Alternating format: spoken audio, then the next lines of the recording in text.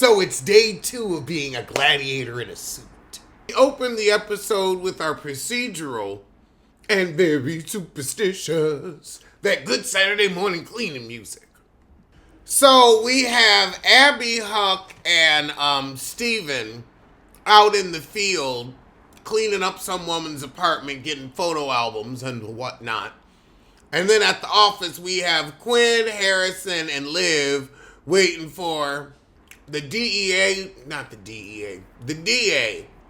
to show up, and he's giving his sermon about, I am the law. The law is on my side. Oh, God. It's so interesting that it's like, this was very enjoyable, but now it seems very dated. Like, this way of talking is very dated, very the last of the nighttime dramas. Very West Wing. Now everybody sounds much more real in TV shows. This week's procedural, they're representing a madam, giving us a throwback to Hidey Flies. Meanwhile, across town at the White House, the president's getting pestered by none other than Sissy Bean. If you know what I mean, what will you glean from Sissy Bean? Sissy Bean tells the prez that Olivia's representing Amanda Tanner. How much trouble are we in? Your penis is our chagrin.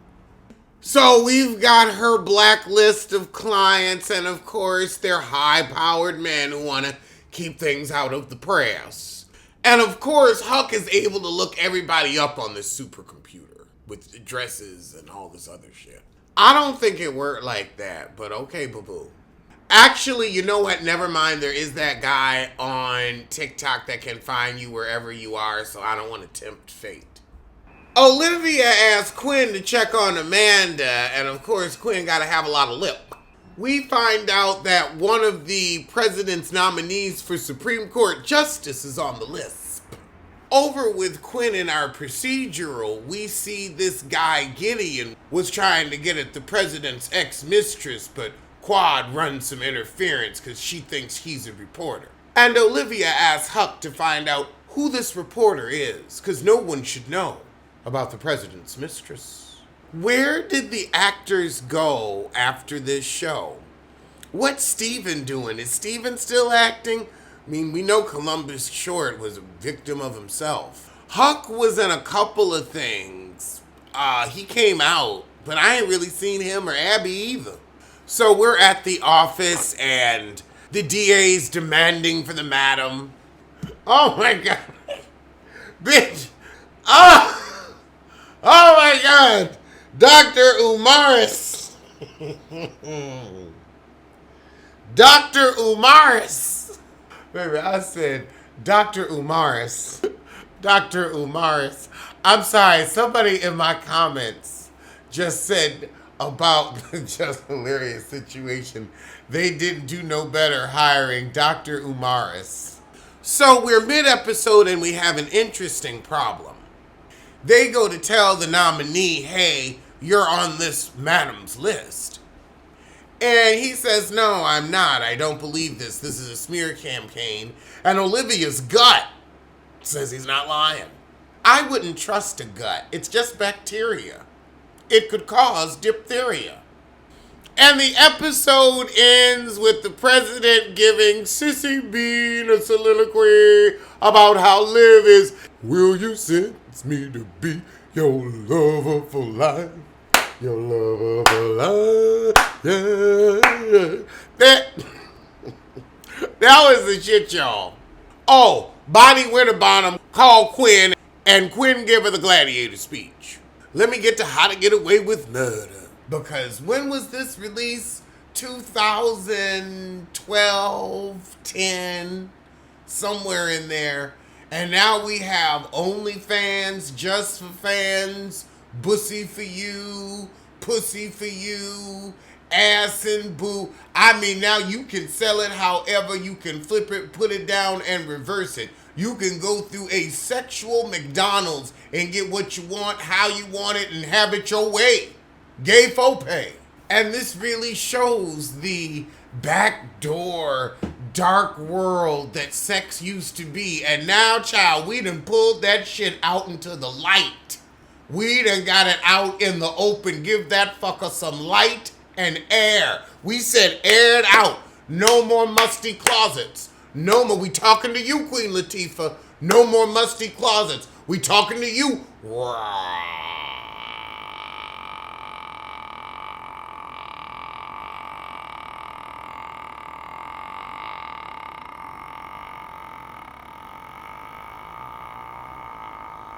Dixon, we talking to you. We talking to you.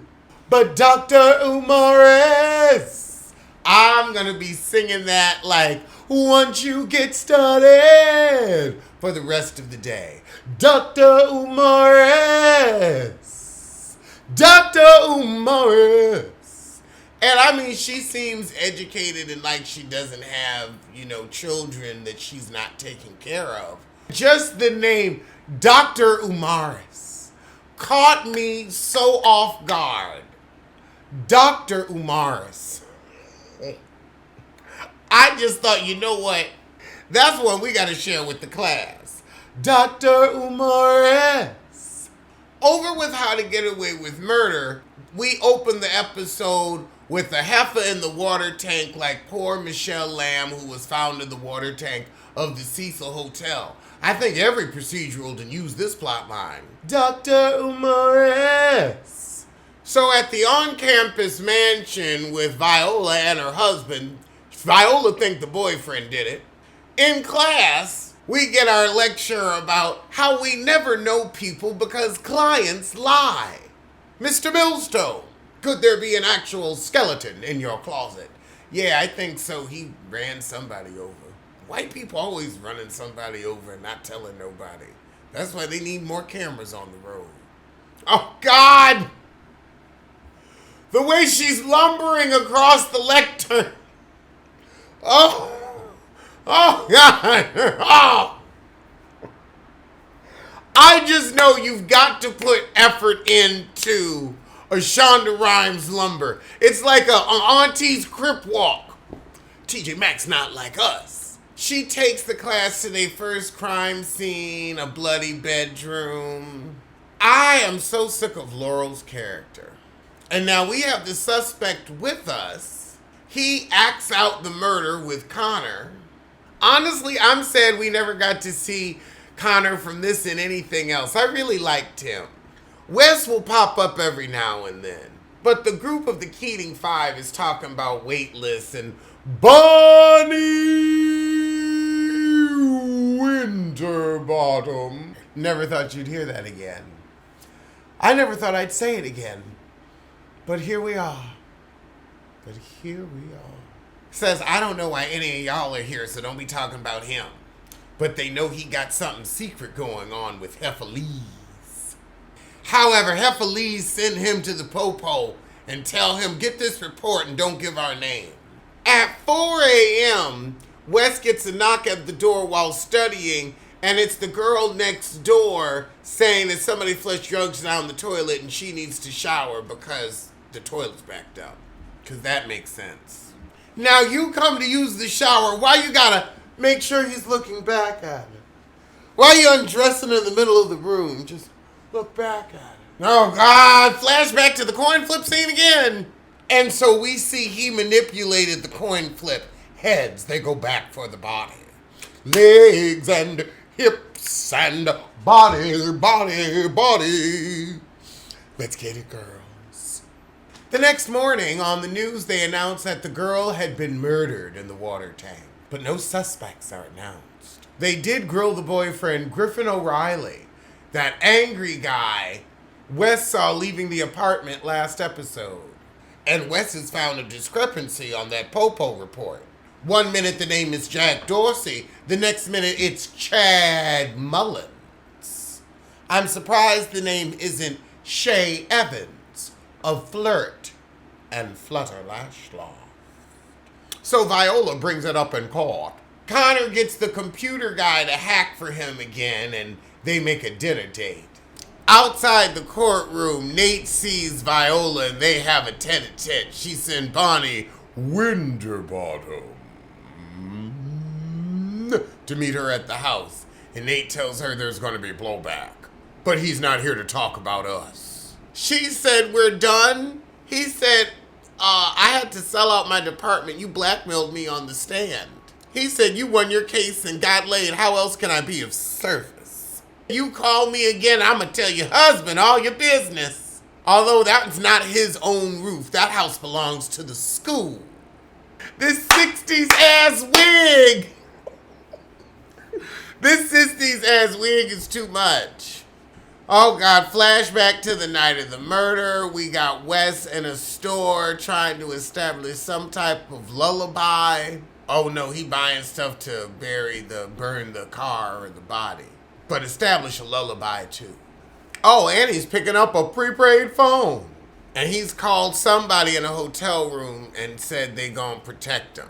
At Viola house, she hears somebody in the shower as she takes off her jewelry and then goes through Sam's phone. Before we had locks. My God, a simpler time. Girl, she's searching for the dead girl name. See, she signed an email, L. But child, on the stand we find out his first wife died just like that. The daughter's mother, murdered. Daughter thought she died of an accident, so now the daughter pissed. Back at the Heasy, you see Bonnie Winterbottom interacting with Annalise's husband, and you can tell there's something there. The woman in her comes alive when he steps in the room. However, Viola confronts him about his dead student and asks if he was stripping her, and he says no. Of course, the kids is hearing all this. She says this happens before. He said nothing was going on, so something was going on. Lauren realizes that he's a hunter and he knows how to kill, so we use Bonnie as a deer on the stand to show he wouldn't have made a mess killing his ex-wife, and it was the daughter that did it. Cute twist. I do love a good twist. That's what ruined Scandal. It got two presidential penis and not twist. Lord. However, we also proved that he killed his first wife. So they find him not guilty. We rush into the elevator after court. People are screaming, "You got away with murder, you bitch!" Ain't nobody that hype outside the courthouse. I mean, the family wasn't there. It was just some random person.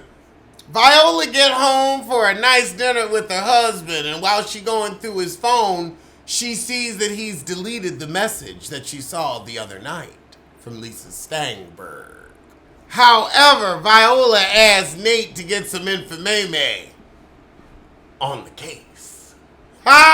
Nate said, stop trying to sell your husband out to me. Your job's warped your mind.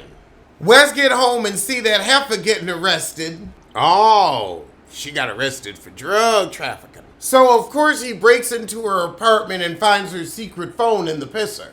So, we get a flashback after he sees that the phone is locked to him going to room 203. And it's her. He's protecting her. He's all, you're not going anywhere. You're safe in there. Hole up in a motel. All right, well, I'm going to see you soon. For Real Housewives of Miami and Real Housewives of New York.